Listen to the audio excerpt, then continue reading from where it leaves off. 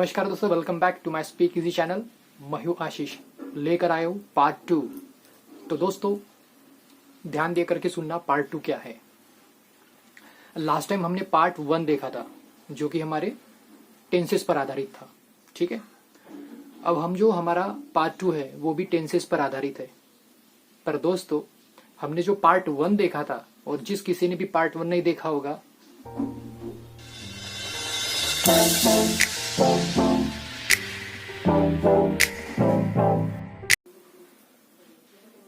तो मेरा उनसे रिक्वेस्ट है कि प्लीज पार्ट 1 देख लीजिएगा, जिन्होंने भी पार्ट 1 नहीं देखा था।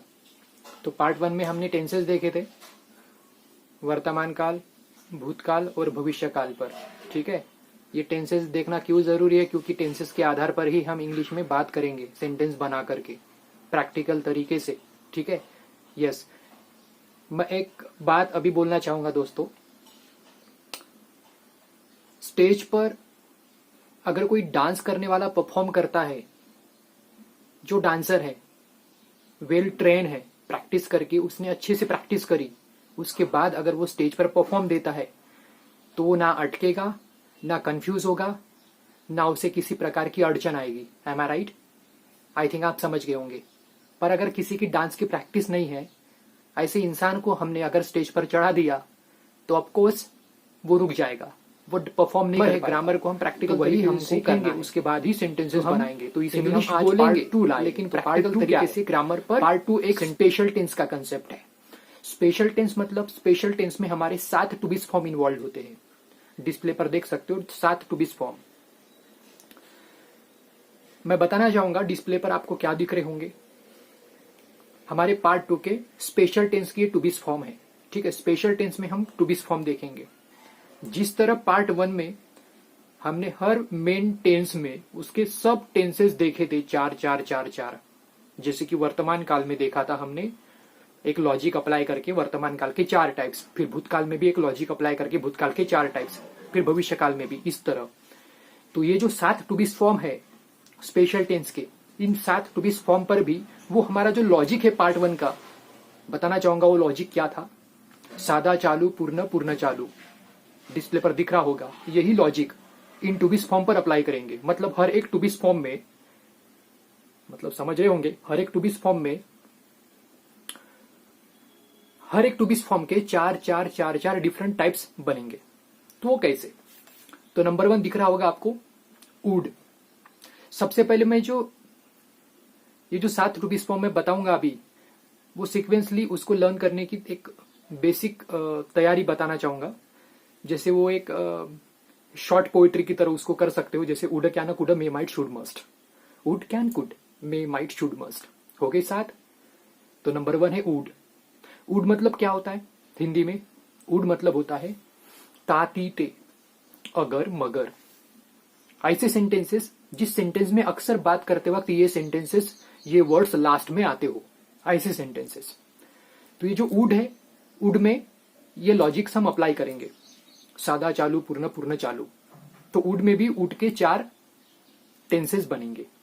तो उसको जैसे कि बोलेंगे हम simple special tense of would, क्योंकि ये जो है सादा चालू, पूर्ण, पूर्ण चालू। सादा मतलब क्या? सिंपल। चालू मतलब क्या? कंटिन्यू। पूर्ण मतलब क्या? परफेक्ट। पूर्ण चालू मतलब क्या? Perfect continue. यही उसका इंग्लिश में मीनिंग निकलेगा। तो अभी हम हिंदी हिंदी हिंदी यूज नहीं करेंगे, तो क्या यूज करेंगे? इंग्लिश में। जैसे कि ये अगर लॉजिक्स हमने अप्लाई किया वुड पर, तो वुड में कैसे बनेंगे? वुड के 4 सब tenses. Simple special tense of would, number 2। Special continue tense of would, number 3। Special perfect tense of would, number 4।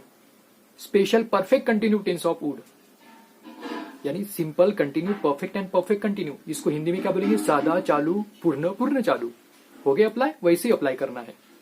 फिर बचे 6 टू बीस फॉर्म। इन 6 टू बीस फॉर्म पर भी वैसे ही 4 4 टाइम्स हम अप्लाई करेंगे वो चीज, सादा चालू, पूर्ण, पूर्ण चालू, लॉजिक्स, लेकिन इंग्लिश फॉर्म में कन्वर्ट करके। ये हम क्यों देख रहे हैं?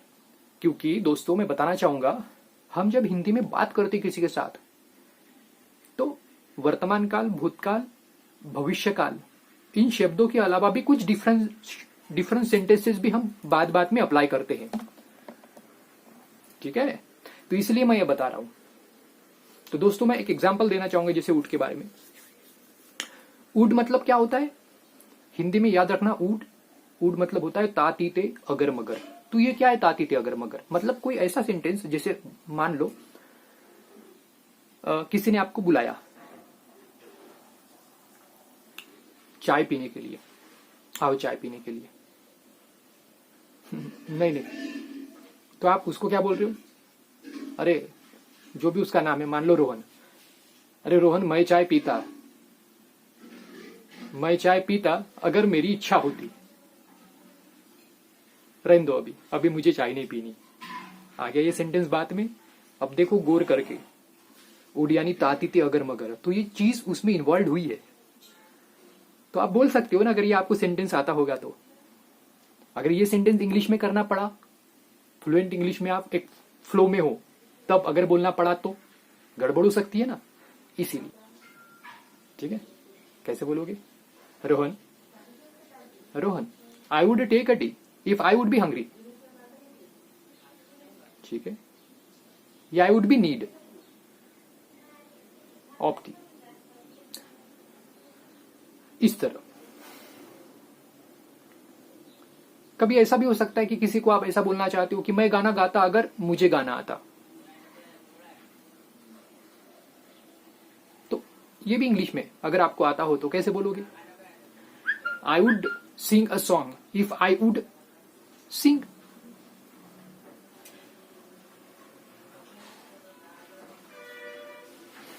सिंपल। तो ये कब होगा? मोर एंड मोर प्रैक्टिस से होगा, लेकिन प्रैक्टिकल तरीके से अगर हम प्रैक्टिस करते हैं तब वो होगा।